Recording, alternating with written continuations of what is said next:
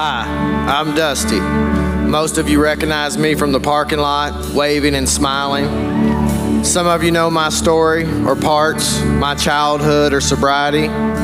That's not the testimony I want to share today. I want to strengthen my brothers and sisters to remind them that God of the mountains is the God of the valleys as well. That as we go through life, things will come up that test our resolve, our patience, and most of all, our faith. In February, Jamila and I got married. In May, we bought a home. It went as buying houses goes, but we got our loan and it was under construction. As it went along, the process had its own problems, to the point that we even looked at other houses. Things worked out, and the house was finally finished. As our lease came close to an end, that is where the problems reared their head. Our lender called us with a situation that caused us not to be able to buy the house we just had built. We panicked and got upset over this situation because it was caused not by our own actions and it wasn't our fault. It was something that we could do nothing about, at least not in time to get our new home. We talked as married couples do. Jamila said she felt lost and confused and abandoned by this situation. And I felt confused and lacking.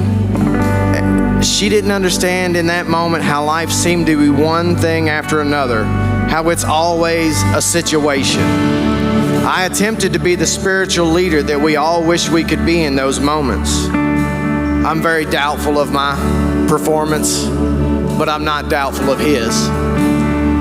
We prayed and read scriptures. The next day we heard from our realtor about a place out of Georgia that could handle any situation. We Zoom conferenced them, they heard our story, and they assured us that everything was good and under control. We moved forward. Our builder was even on board, willing to help and accommodate. Then the company in Georgia called, and it seemed that we had found that one situation that not even they could handle. And so again, we weren't getting the house.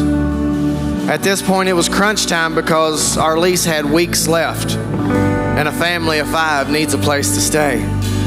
Jamila went to work finding houses to tour for a new lease, and yes, we were hurting. She even asked me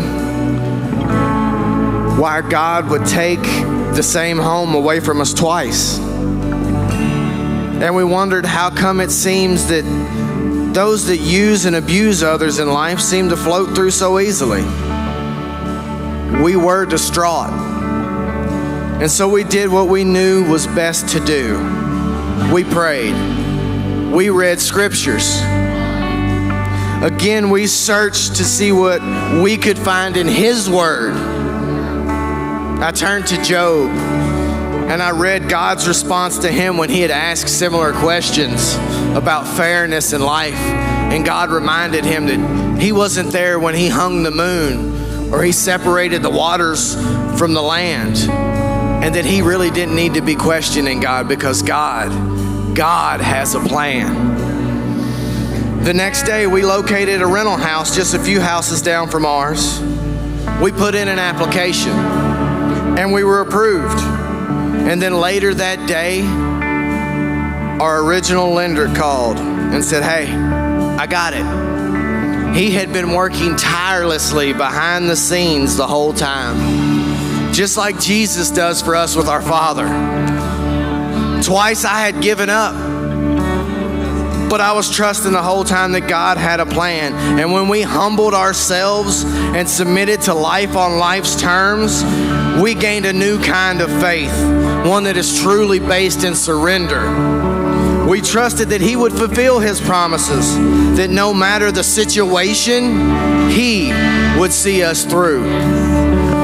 This is definitely not about getting or not getting a house, not for us. It was about so much more, like learning to forgive others that never asked for it. Trusting blindly in God and knowing that we do the right thing because it's the right thing to do, not because it's easy. We learn to accept help, and most of all, we learn to grow and trust in faith in one another in our marriage. Being able to look back over those past few months and seeing God in every aspect of it, that is a highlight reel, not a war story. Our lease ended yesterday. My wife's not here today because she's finishing cleaning out and wiping down the walls. Because today, we are in our new house. We are in a house that God prepared for us. But most of all, He prepared us for it and to appreciate Him and surrender even more.